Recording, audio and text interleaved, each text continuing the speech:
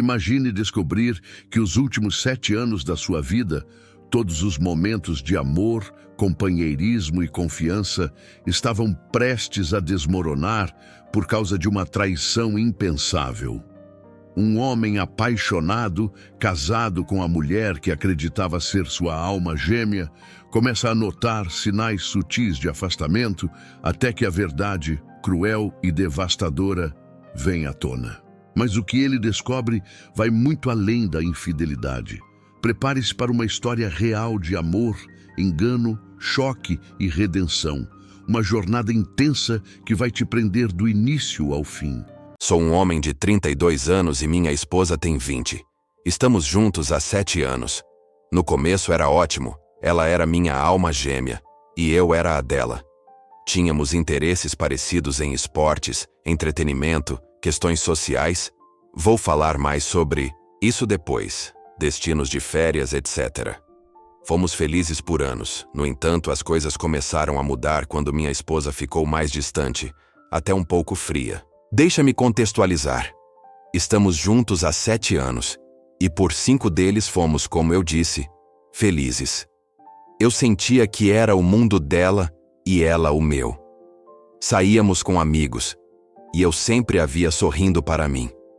Quando conversávamos com os amigos dela, ela cuidava de mim quando eu estava doente, assim como eu fazia por ela. Me apoiava sempre que eu precisava. Ela era meu porto seguro, minha melhor amiga, minha única. Fazíamos muitas coisas juntos. Trilhas, acampamentos, visitas a reservas naturais. Tínhamos os mesmos interesses. Íamos ver futebol juntos. Tínhamos paixão um pelo outro. Nunca quis que ela mudasse. Quando a conheci, ela era linda, morena, cabelo cacheado, sorriso deslumbrante e muito gentil. Ela sempre demonstrou o mesmo por mim. Me fazia sentir especial. Nunca me senti inadequado ou inseguro comigo mesmo. Vou falar mais disso depois. Como disse, foram mais de 5 anos ótimos, até que o novo supervisor dela começou a trabalhar com ela. Vou chamá-lo de Marcos, 30 anos. No início, ela chegava em casa falando sobre o Marcos. Dizia que ele era engraçado e fazia as pessoas se sentirem bem. Claro, fiquei um pouco desconcertado porque ela normalmente perguntava sobre o meu dia primeiro, mas dessa vez começou a falar dele direto. Na época, deixei pra lá. Ele era novo no trabalho dela. Ela via as mesmas pessoas há anos. Então talvez fosse apenas algo novo e refrescante. Semanas se passaram, e minha esposa ficou mais distante e secreta. Começou a fazer plantões à noite, o que nunca me incomodou, já que ela já fazia isso antes. Porém, estávamos combinados de ir à casa de um amigo em comum para beber. Ele estava passando por um momento difícil. Havia sido diagnosticado com uma doença grave. Minha esposa, como eu disse, sempre foi um pilar de apoio, empática e solidária. Quando soubemos do diagnóstico do nosso amigo Daniel, 32 anos, nem hesitamos em ir apoiá-lo. Chegou o dia, e minha esposa estava atrasada do trabalho. Liguei, algumas vezes e nada. Mandei mensagens, sem resposta. Esperei e decidi ir à casa do Daniel sozinho. Conversamos sobre como ele estava lidando com tudo, e eu senti muito por ele. Um cara tão legal passando por algo tão cruel. Depois que cheguei em casa, estava furioso. Minha esposa ainda não tinha voltado. Nenhuma ligação perdida, nenhuma mensagem. Fiquei preocupado. Achei que talvez tivesse sofrido um acidente. Liguei para uma colega de trabalho dela, Jenny, 28 anos. Sempre me dei bem com a Jenny. Perguntei se a Kelly, minha esposa, estava com ela. Jenny respondeu que sim, mas que já tinha ido embora. Quem ficou foi só o Marcos. Fiquei com muita raiva. Somos amigos do Daniel há anos, e ela faltou ao encontro com ele por causa de um cara que conheceu há poucas semanas? Continuei dizendo a mim mesmo que haveria uma explicação. Esperei até ela chegar em casa. Quando entrou e me viu na sala, perguntou: "O que foi? Está tudo bem?" Olhei para ela confuso e respondi: "O Daniel." Ela ficou pálida. "Me desculpa, eu esqueci. Estava com amigos do trabalho e perdi a noção do tempo." Ela parecia sincera. Ela e Daniel sempre foram bons amigos, então talvez tenha esquecido. Mesmo? Perguntei. Quem estava com você? Ela respondeu o de sempre. Jane, Sophie, etc. Respondi. E o Marcos? Ah, sim, ele também estava lá. Continuei pressionando, lembrando do que Jane havia dito. Todos ficaram até o final? Sim, foi uma boa noite. No dia seguinte, continuei com raiva, mas não falei nada. Ela nunca havia mentido para mim antes, nunca decepcionou ninguém. Não conseguia entender como ela poderia ter abandonado nosso amigo doente por um cara novo, no trabalho. Nos dias seguintes, ela ficou ainda mais distante. Chegava tarde e não demonstrava mais carinho por mim. Atribuí isso ao trabalho. Talvez. Mas quando chegava, ficava direto no celular. Perguntei. Quem você fica mandando mensagem? O tempo todo? Só um amigo do trabalho, perguntei. É o Marcos? Não, disse ela. Mas qual o problema se for? Nunca a vi na defensiva assim. Fui honesto. Por que você não para de falar dele? Ele trabalha com você há menos de um mês e parece que você o idolatra. Seus olhos brilham quando fala dele. Você ficou tão encantada que esqueceu o Daniel? Percebi que isso mexeu com ela. Ela respondeu, não idolatro o Marcos. Ele é legal, só um amigo. E eu já pedi desculpas ao Daniel. Mas isso não foi suficiente. Esperei ela dormir e olhei o celular dela. Para minha surpresa, estava cheio de mensagens picantes entre ela e o Marcos. Tirei fotos da conversa para usar depois. Passou uma semana e tudo continuava igual. Noites fora, falta de carinho. Falei com um amigo sobre minhas preocupações e ele disse que talvez eu estivesse paranoico, que tentasse fazer algo novo, tipo preparar um jantar surpresa. Gostei da ideia. Mandei mensagem perguntando se ela estaria ocupada depois do trabalho. Ela respondeu, não, estou livre. A conversa parecia normal, então preparei o jantar, comprei vinho e flores. Ela chegou em casa com uma cara triste e disse, desculpa, mas um amigo do trabalho está organizando uma festa surpresa para um colega, e hoje é a única noite possível. Balancei a cabeça, frustrado e com raiva. Ela literalmente saiu de casa assim que eu terminei de cozinhar. Foi a gota d'água. Depois de meses desconfiando, eu precisava de provas. Você deve estar se perguntando. Amigo, você não está vendo os sinais? Eu via, mas estava torcendo, para estar errado. Torcendo para ser só um pesadelo. A verdade é que eu tinha medo de descobrir, mas precisava de provas. Não me orgulho disso, mas coloquei um rastreador no carro dela.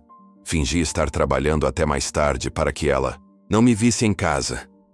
Vi quando ela chegou e logo depois saiu de novo. Segui ela até uma área mais afastada da cidade, onde entrou em um estacionamento isolado. Ela esperou até outro carro encostar. Era ele, o Marcos. Ela saiu do carro e entrou no dele. Estava claro o que estavam fazendo. Filmei ela entrando no carro dele para ter evidência. Nos dias seguintes, ela agiu como se tudo estivesse normal. Quero dizer, eu sei que ela não percebe que eu sei, mas ela estava agindo normalmente, sorrindo para mim, até segurando minha mão no café da manhã. Ela saiu para ir trabalhar. Eu estava de folga e decidi bisbilhotar no laptop para ver se havia algo suspeito. Não encontrei nada, mas enquanto vasculhava as gavetas dela, sei que não é meu momento mais orgulhoso, vi um iPad debaixo da última gaveta.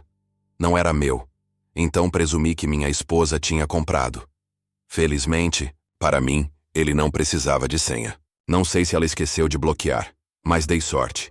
Entrei e comecei a olhar. E foi aí que veio o verdadeiro choque. Olhei o iPad e fui verificar as conversas de texto. Nada. No entanto, o que eu estava prestes a ver, eu jamais esquecerei. Havia uma pasta com fotos da minha esposa nua, em posições sexuais para ele. Eram muitas, mas tinha mais. Havia vídeos. Eu sei que não deveria ter assistido, mas assisti. Os vídeos eram explícitos. Marcos transando com minha esposa, e ela claramente gostando. Mas isso não foi tudo. Minha esposa também aparecia, transando com outra mulher e com outro homem, com Marcos presente. O problema maior é que esse outro homem era alguém que me enojava profundamente. Ele é um intolerante, com tatuagens ofensivas de grupos desprezíveis. Um ser humano repulsivo. Parecia que Marcos concordava com as visões dele, o que fazia sentido. Eu não conseguia acreditar. Minha esposa com um homem que tem pensamentos tão odiosos. Esta era uma mulher que sempre detestou qualquer forma de preconceito, assim como eu. Então por que ela faria isso? O que ela via nele? O que mais me doeu foi ver que ela estava completamente cúmplice. Durante nosso casamento falamos sobre fantasias, mas nunca as colocamos em prática. Como homem, eu sugeri coisas como sexo a três, mas minha esposa sempre disse que nunca faria isso, que não dormiria com outra mulher ou faria algo que a deixasse desconfortável. E eu aceitei isso sem pensar duas vezes. Não me incomodava que ela não quisesse. Eu a amava. Então vê-la fazendo coisas que nunca fez comigo. Doeu. Doeu muito. Assisti a todos os vídeos. Eu sei, fui idiota. Copiei os vídeos e fotos para o meu laptop como prova de infidelidade, porque isso é o que importa agora. Eu quero que ela vá embora. Só não entendo por que ela fez isso. Não sei por que ela recusou minhas fantasias. O que fazia ele tão especial? Por que ela se interessou por um homem que, eu pensava, ela desprezava por tudo o que ele representava? Conversei com Daniel sobre tudo isso. Ele é um grande homem e um amigo. Não acreditava que eu estava falando da minha esposa. Ficou enojado com ela, mas também notou que ela havia mudado. Disse a ele que queria me divorciar e ele entendeu. Disse que eu já tinha provas suficientes. Ele me aconselhou a não confrontá-la, nem a Marcos, que isso era inútil, porque ela já havia tomado sua decisão. Disse que eu precisava de um recomeço e encontrar alguém verdadeiro, e não uma miragem como a mulher que achei que tinha casado. Daniel odeia racistas, e ficou inconformado com o que minha esposa fez. Ele a conhece há muito mais tempo do que eu. Depois de falar com ele, me senti no controle. Por meses, senti que ela estava no controle. Eu tinha medo de descobrir a verdade. Não a confrontei com mais firmeza quando desconfiei porque tinha medo do que poderia acontecer. Na época, eu não sabia se queria deixá-la ou tentar fazer funcionar.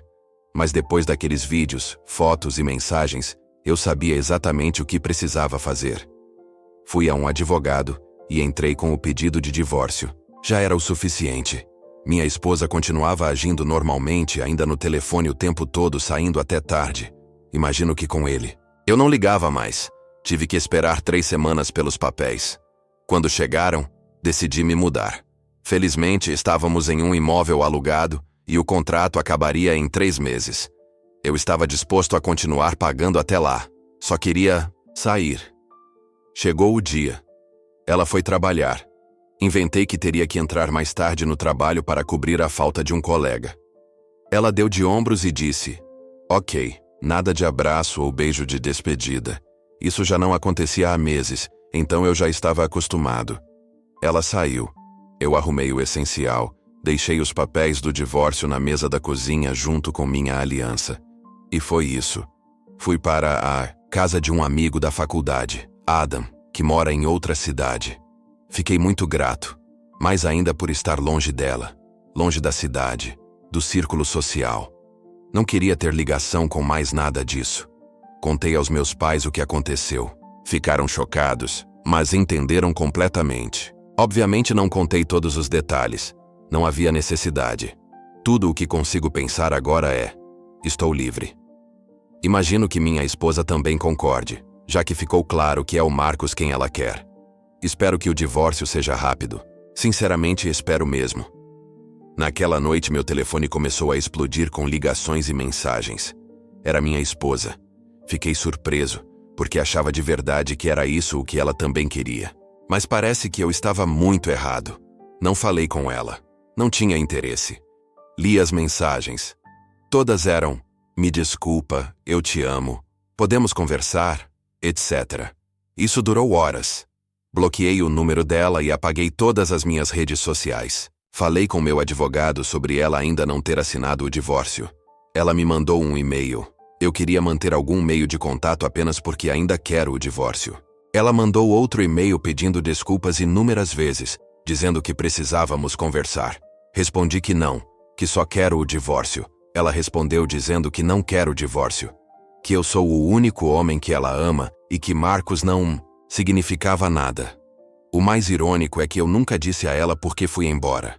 Mas ela obviamente sabe. A culpa e vê-la implorando por perdão foi até satisfatório. Conversei com Adam, e ele disse que posso ficar o tempo que quiser. Sou muito grato. Mas ele disse também que, eventualmente, vou ter que encontrá-la. Disse que fui embora sem obter respostas, e por mais que tente evitar, em algum momento vou precisar ouvi-las. Por dentro, discordava de Adam. Por que eu deveria falar com ela? Ela não ligou para meus sentimentos por meses. Se importava com aquele amigo doente, mas não comigo.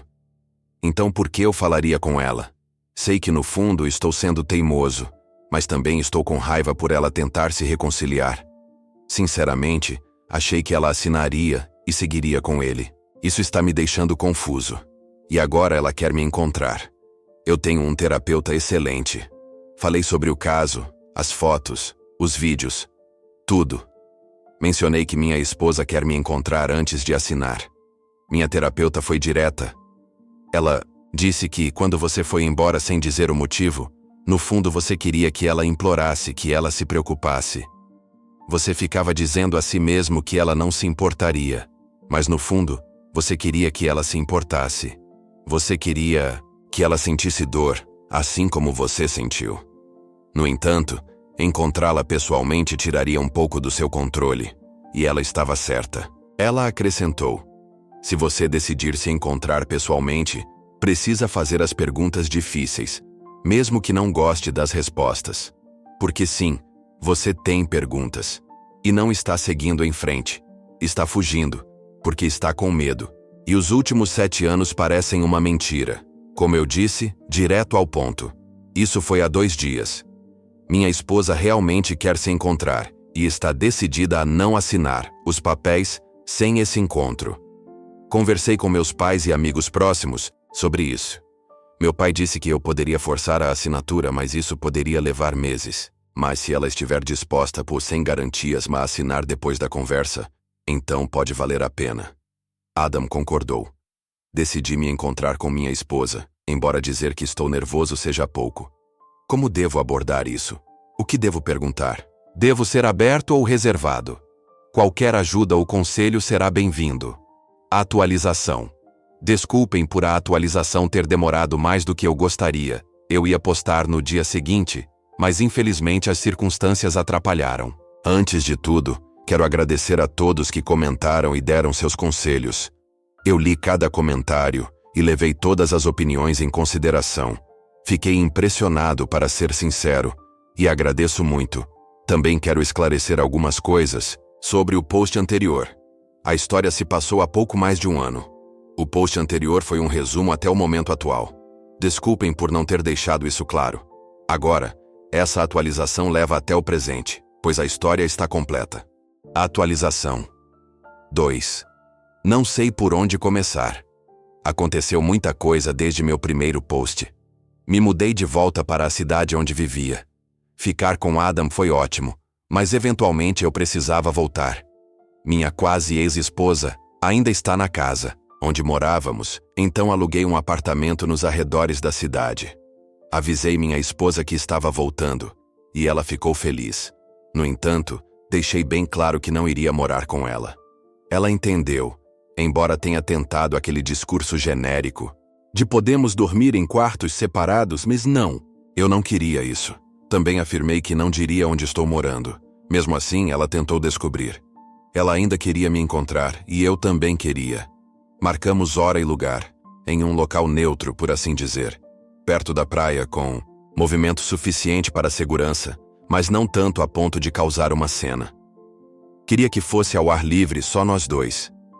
Sei que alguns comentários sugeriram que eu levasse um amigo, mas achei desnecessário. Mesmo assim, agradeço o conselho. Por outro lado, concordei totalmente que deveria gravar a conversa. E foi o que fiz. Antes do encontro, Enviei um e-mail à minha quase ex com algumas regras básicas e deixei claro que, se ela não as seguisse, não haveria chance de reconciliação. As regras foram: responder honestamente todas as perguntas que eu fizer. Nada de respostas vagas ou evasivas, tipo, simplesmente aconteceu, ou, não sei. Quero respostas detalhadas. Se ela for embora sem responder tudo, acabou. Sem reconciliação. Responder mesmo que ache que a resposta vá me magoar. Não se atrasar. Se atrasar, sem reconciliação. Marcamos o lugar e o horário. Agora, era só esperar. No dia seguinte, voltei para meu apartamento. Reencontrei amigos que me trataram como se eu fosse o Daniel, embora eu entenda. Recebi abraços e apoio, o que agradeci muito. Mas parece que inevitavelmente o fim do nosso relacionamento se espalhou. Fico me perguntando como souberam. Só contei para poucas pessoas. Mas minha esposa obviamente contou para a família e amigos, e o efeito dominó aconteceu. Porém, eles não sabem os detalhes reais. Não sabem sobre as mensagens, fotos e vídeos. Nem minha esposa sabe que eu tenho tudo isso. Ela acha que fui embora porque ela passou tempo demais com o Marcos. Ela não sabe o que eu sei. Ela acha que ele era só um amigo e que o marido ficou chateado, então ela terminou. Contei para minha terapeuta sobre o encontro. Ela me recomendou fazer certas perguntas para dar a ela uma visão melhor do que aconteceu. Falo disso mais adiante. Atualização 3. No dia do encontro, eu estava nervoso antes, mas naquele momento eu estava um caco. Não por querer ela de volta, mas por vê-la. E ao ver ela, pensar nele. E então eu perdia o foco e o controle. Fui para a praia bem cedo, muito cedo. Observei o ambiente e, refletindo, era um dia perfeito. Sol, pessoas caminhando pela manhã. Escolhi um bom lugar. Do nada vejo minha quase ex vindo em minha direção. Ela estava sorrindo. Estava bonita. Bem arrumada. Embora parecesse um pouco abatida e estressada. Sem pena. Ela se aproximou e tentou me abraçar. Estendi o braço para sinalizar. Não. Ela me olhou com uma expressão de entendi. Sentamos e nos acomodamos. Ela tentou conversar fiado, mas eu não estava interessado. Já estava com o celular gravando e comecei. Quando foi o primeiro beijo entre vocês? Na primeira semana, na sexta. Quando dormiram juntos pela primeira vez? No mesmo dia, sexta. Onde? Na casa dele. Vocês fizeram isso na minha cama? Isso importa? Olhei para ela e disse. Sobre o e-mail. Responder tudo que eu perguntar. Ela começou a chorar. Disse que foi várias vezes. Eu estava fora. Um vizinho viu ele por lá, mas achou que era colega de trabalho. Não deu importância.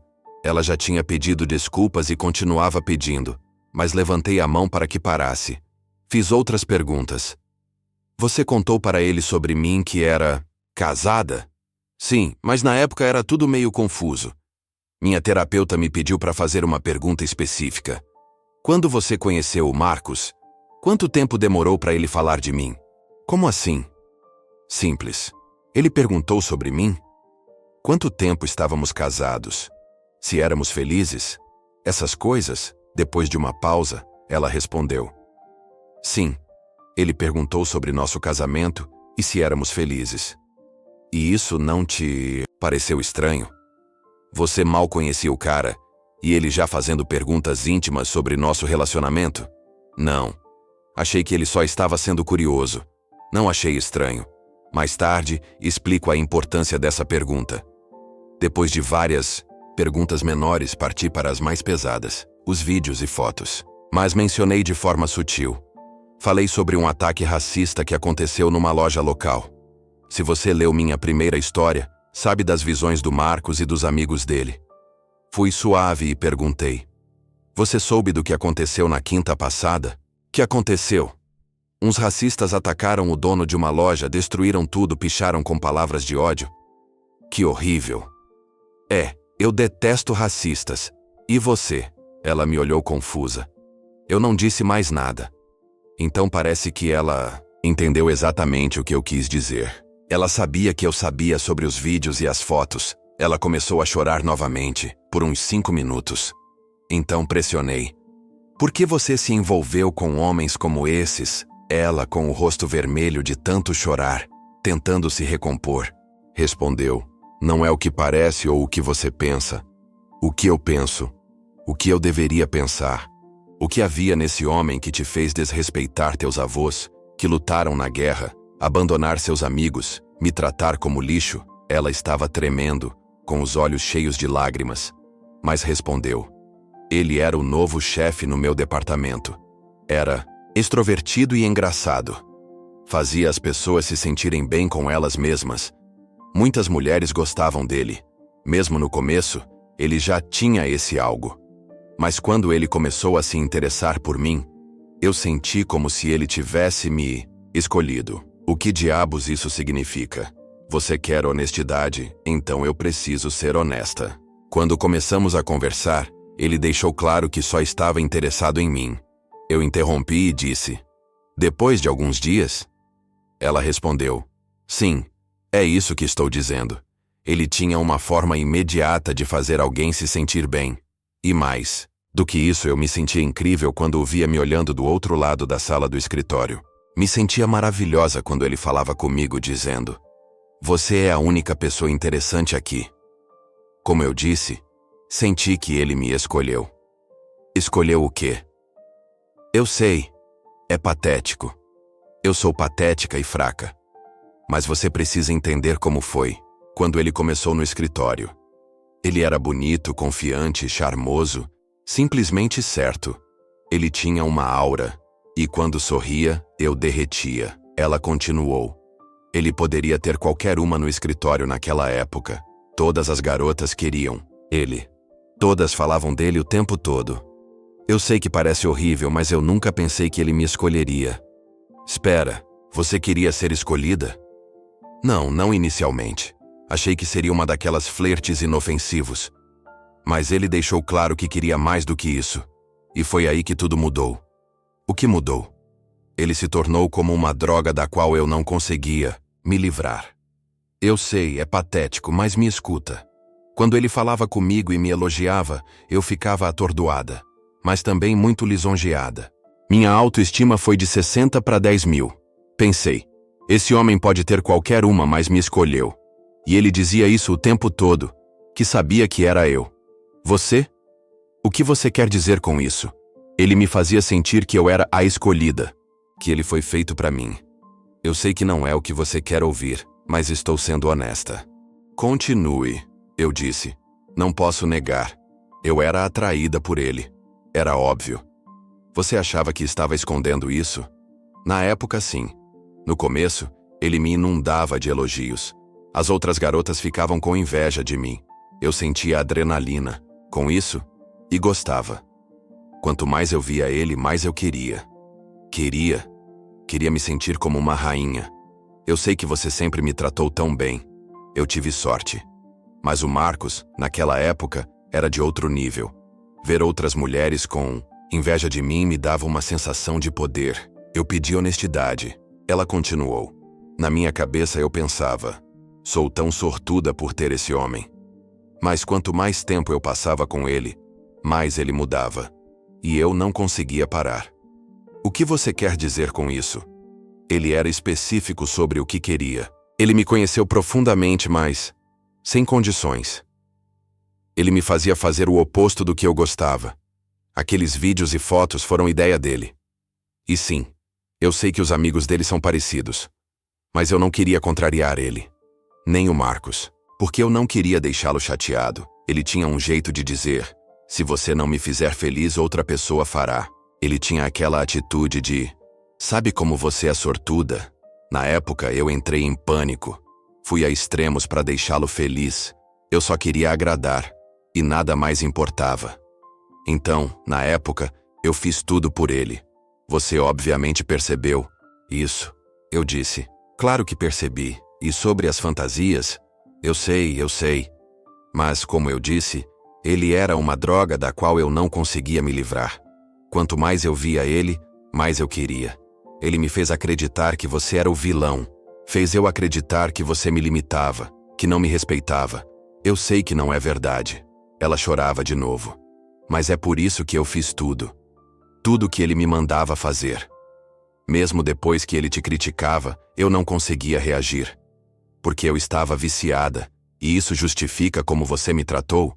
Abandonar jantares, cancelar acampamentos? Sério? Não. Eu não estou pedindo perdão. Eu não mereço. Porque eu sei como te tratei. Fui cruel com você. E nunca vou me perdoar por isso. Mas eu fiz isso. Cancelei jantares, etc. Eu sabia que estava te machucando, mas não conseguia parar. Ele ficava dizendo que eu merecia mais do que você, que eu deveria ser tratada como uma rainha. Então, quanto mais eu saía para restaurantes caros, teatros VIP, joias sofisticadas, mas eu sentia raiva de você. Mas cada vez que ele fazia isso, ele sempre mencionava você e suas falhas. Então, obviamente, eu acreditei nisso, e foi por isso que fui frio com você. Achei que você tinha me decepcionado e ele não. Eu sei que isso não é verdade, mas naquela época ele era influente e eu acreditei em tudo o que ele dizia. Ela continuou. Foi só quando vi os papéis e o anel que algo clicou dentro de mim. Sei que você não acredita em mim, mas eu terminei com o Marcos imediatamente. Eu sei que não mereço crédito por isso, mas realmente tenho vergonha do que aconteceu. Não consigo imaginar como foi para você. Sei que te negligenciei, te fiz sentir-se inútil, mas eu não conseguia enxergar isso antes, só depois que vi os papéis. Tenho vergonha de ter escolhido esse homem repulsivo em vez de você. Eu olhei para ela. Não esperava essas respostas, mas ela parecia bem sincera. Respondi. Além do seu caso, você sabe qual é o problema? Que desde o começo você quis o caso porque disse que ele te escolheu. Disse que ele era como uma droga. Mas milhões de pessoas conseguem sair das drogas. Elas percebem que têm um problema e buscam ajuda. Você não. Você continuou. A única razão de você estar aqui é porque eu sou sua rede de segurança. E agora ela sumiu. Não tem como um cônjuge dizer, eu te amo, quando faz o outro se sentir inferior. Ela afirma que não fez isso. Não, respondi. Você fez. Por 11 meses você me fez sentir inútil. Como você sabe, eu estava comendo compulsivamente, me tornando recluso e me perdendo. Enquanto isso, você saía, toda noite ia à academia, comprava roupas novas, era outra pessoa. Você voltava para casa e me olhava com desprezo. Durante esse tempo você não me deixava te tocar nem nada. Você não me dava nada além de abuso. Abuso? Sim. Você me abusou mentalmente. Talvez você não ache que fez isso, mas... droga. Você fez sim. Minha melhor amiga e alma gêmea me fez me odiar. Ela chora novamente. Estava tão ruim que eu estava pensando em... Não disse, mas você entendeu. Nesse ponto, ela chorava tanto e pedia desculpas tantas vezes que eu até esqueci que estávamos na praia. Pessoas estavam olhando e eu precisei dizer para ela respirar. Ela recuperou a compostura e continuava insistindo que foi ele quem envenenou seus pensamentos contra mim. Eu ainda tinha uma última pergunta. Você o ama? Não, não amo. Sei que você não vai acreditar, mas eu realmente o odeio. Tanto quanto me odeio. Depois de algumas horas de conversa, ela foi embora dizendo que tudo o que disse era verdade, que eu era o amor da vida dela, etc. Fiquei sentado na praia, pensando na possibilidade de ela ter sido manipulada, condicionada, etc. Faz sentido.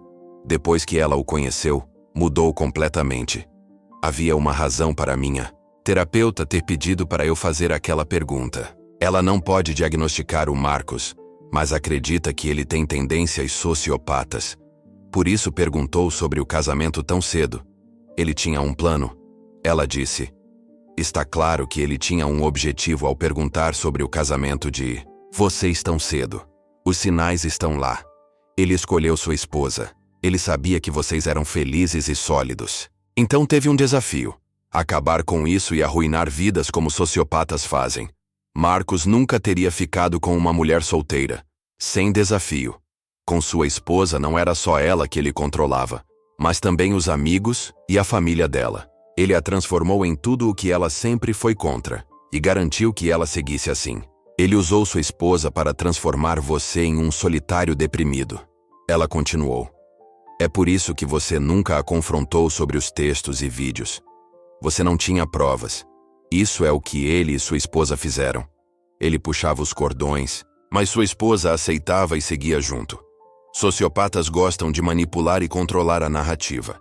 Quando você seguiu sua esposa até o estacionamento, ele provavelmente sabia que você faria isso. Se você os confrontasse ali, provavelmente sua esposa teria ficado do lado dele. E ele teria vencido. Pessoas com tendências sociopatas não têm empatia. Elas são movidas pelo prazer de ver os outros sofrerem por sua causa. Existe alguma verdade nisso? Minha esposa, vítima de um sociopata? Faz sentido. Mas uma parte de mim não liga. Ou melhor, às vezes se importa totalmente. Quem era esse cara? Continuava me perguntando. Nunca vi um homem chegar com tanta autoridade e arruinar tantas vidas. Mas no fundo ele era o pacote. Chefe, bom salário, 30 anos, aparência, de 21, físico em forma, e uma confiança que fazia mulheres se virarem. Talvez minha futura ex estivesse certa sobre ter terminado com ele. No dia em que fui embora, meu vizinho me disse que o Marcos continuava indo à minha casa, exigindo falar com minha ex. Aparentemente, ele fez isso várias vezes. Como minha esposa disse quando nos encontramos, ele agia como um marido fisicamente abusivo. Minha terapeuta disse que sociopatas não aceitam rejeição, especialmente quando perdem o controle. Minha esposa terminou com ele e ele ficou errático. Por quê? Minha terapeuta disse: é simples, sua esposa escolheu você, não ele. Sortudo eu. Ele a manipulou por menos de 1 ano, e ainda assim ela teve força para terminar. Isso certamente bagunçou os planos dele. Atualização. Entrei em contato com o RH sobre minha esposa e ele. Descobri que outras pessoas também procuraram o RH. Parece que a notícia do caso se espalhou. Ele saiu logo após a conversa entre mim e minha esposa. Não sei para onde, nem me importo. Minha esposa também saiu antes que fosse demitida. Aparentemente, as pessoas não estavam muito felizes com ela e seu comportamento, especialmente os pais dela. Ela está morando com os pais e se mudando. Está fazendo terapia com um psicólogo, o que ela realmente precisa. Ainda falo com a família e amigos. Tentam dizer que eu deveria encontrar minha futura ex de novo, mas isso não vai acontecer. Ela precisa focar em si mesma e em melhorar. A família dela disse que o M causou um estrago enorme nela. O divórcio será finalizado em poucas semanas. Algumas pessoas disseram que ela não assinaria depois do nosso encontro, mas eu precisava ir. Precisava saber por que ela fez aquilo. Precisava saber. Me sinto melhor? De certa forma, sim. Minha esposa foi o mais honesta possível, acredito. O padrão do caso faz sentido. Minha ex perguntou se havia chance de reconciliação. Admito que pensei nisso. Mesmo que ela tenha sido vítima de um manipulador mestre, como posso confiar nela? Se eu a aceitasse de volta, só pensaria nele. E como nunca poderei me comparar a ele, me sentiria sempre em segundo plano. Ela me garante que não é assim. Que sempre fui sua alma gêmea. Mas mesmo depois disso, minha vida com ela nunca seria a mesma. Acho que a moral da história é: trair é errado. Afeta e machuca profundamente o parceiro traído. Traidores são extremamente egoístas. Só admitem quando são pegos ou quando encontram papéis de divórcio na mesa da cozinha. Certamente não me casarei novamente. O dano causado pelo caso me machucou profundamente. Ainda me sinto inadequado, como se não fosse bom o suficiente.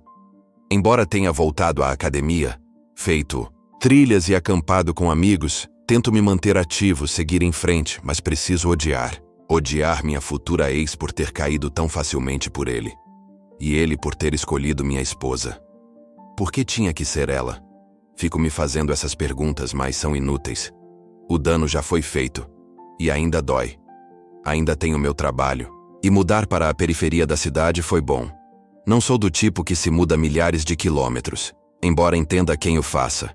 Mas meu trabalho e círculo social foram bons comigo, e não quero perder isso. Se eu me mudasse completamente, sentiria que eles venceram, e eu me recuso a ser uma vítima.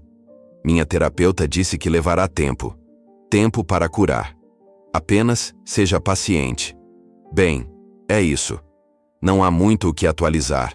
Então este será provavelmente meu último post. Quero agradecer a todos que comentaram no blog anterior.